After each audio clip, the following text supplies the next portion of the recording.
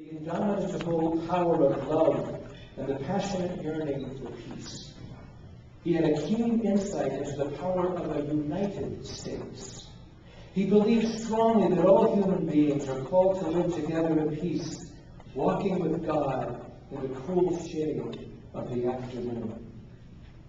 Anything less distorts God's image found in each of us, but celebrated in all of us, living together as one. Dr. King said it best, "I still believe that one day mankind will bow before the altars of God and be crowned triumphant over war and bloodshed, and the lion and the lamb shall lie down together." Martin Luther King allowed the truth to set him free. He was quick to forgive and ready to hope. He did much to make our country a better place, where peace and harmony could thrive.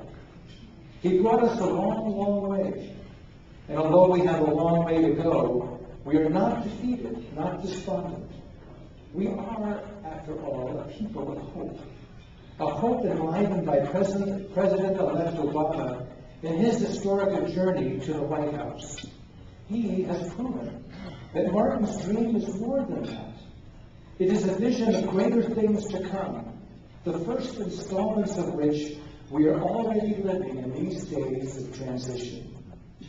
It is fitting, then, that we pause to remember Martin Luther King Jr. today as we anticipate the inauguration next week.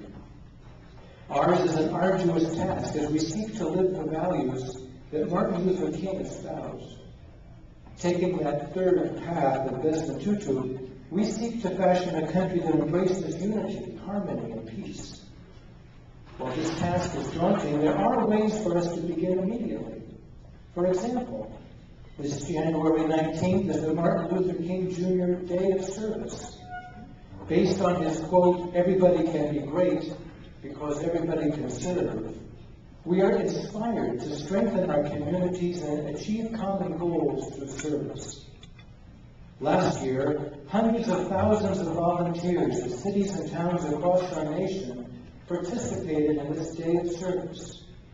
What a great way to honor Dr. King, not by taking a day off, but by making the 19th a day on, a day of service. It is true that as a nation we are facing seemingly intractable problems caused by the economic crisis, poverty, prejudice, fear, and violence.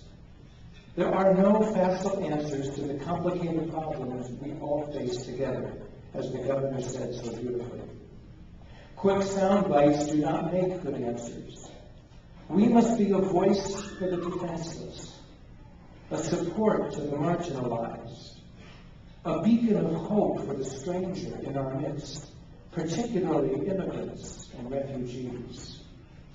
Issues of education, health, commerce, social outreach, crime prevention, drug rehabilitation, mine safety, and so many other social concerns fill our days with great challenges. I hope that today's commemoration of a great American leader will be a source of inspiration for us all. Martin Luther King would remind us today that we are not alone.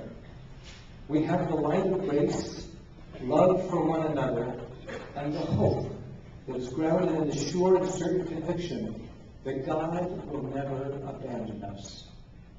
No doubt there will be setbacks along the way, just as there were in Dr. King's life. He would always say, "I still believe that we shall overcome."